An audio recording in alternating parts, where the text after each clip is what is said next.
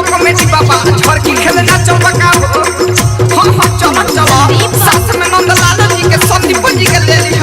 बड़ी बढ़िया झरकी गीत गावे आ सबके झुमावे ले चलो हम ना जइबो ननद करैला तू रे बारी में हम ना जइबो ननद करैला तू रे बारी में हम ना जइबो ननद करैला तू रे बारी में हम ना जइबो ननद करैला तू रे बारी में करैला तू रे बारी में अनार फूलवारी में करैला तू रे बारी में अनार फूलवारी में करैला तू रे बारी में अनार फूलवारी में हम ना जइबो ननद करैला तू रे बारी में हम ना जइबो ननद करैला तू रे बारी में हम ना जइबो ननद करैला तू रे बारी में हम ना जइबो ननद करैला तू रे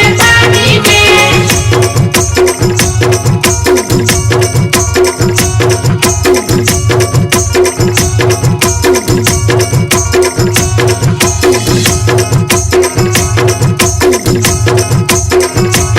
उहे कोयल बगिया में देवरा रखावा रहो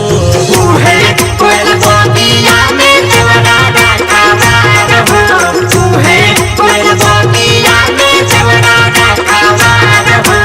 उहे कोयल बगिया में देवरा रखावा रहो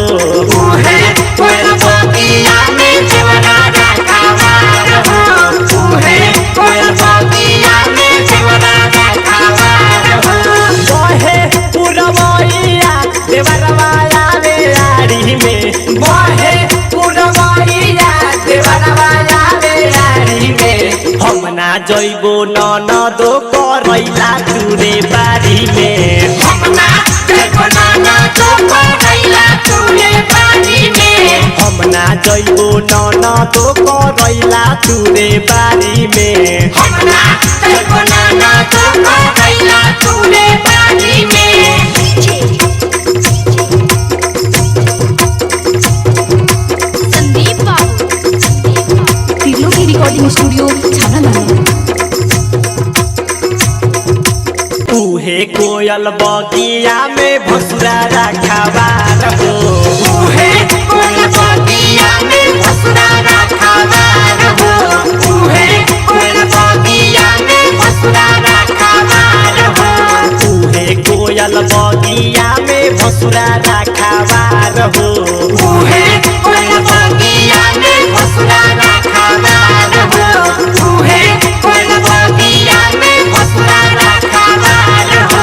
बहे पुरवैया भसुरवाया रे घारी में बहे पुरवैया भसुरवाया रे घारी में हम ना जइबो ननद करैला तू रे बारी में हम ना जइबो ननद करैला तू रे बारी में हम ना जइबो ननद करैला तू रे बारी में हम ना जइबो ननद करैला तू रे बारी में गाओ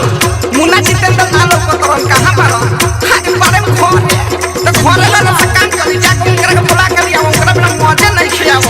हां सही कहला ठीक बा जाता नहीं उहे कोयल बगिया में ससुरा रखावा रहो उहे कोयल बगिया में ससुरा रखावा रहो उहे कोयल बगिया में ससुरा रखावा रहो उहे कोयल बगिया में ससुरा रखावा रहो उहे कोयल बगिया में ससुरा रखावा रहो उहे कोयल बगिया में ससुरा रखावा रहो बहे पुरवैया ससुरवाया रे झाड़ी में बहे पुरवैया ससुरवाया रे झाड़ी में हम ना जइबो ननद करैला तू रे बारी में हम ना जइबो ननद करैला तू रे बारी में हम ना जइबो ननद करैला तू रे बारी में हम ना जइबो ननद करैला तू रे बारी में तीनों की रिकॉर्डिंग स्टूडियो छावड़ा दानो।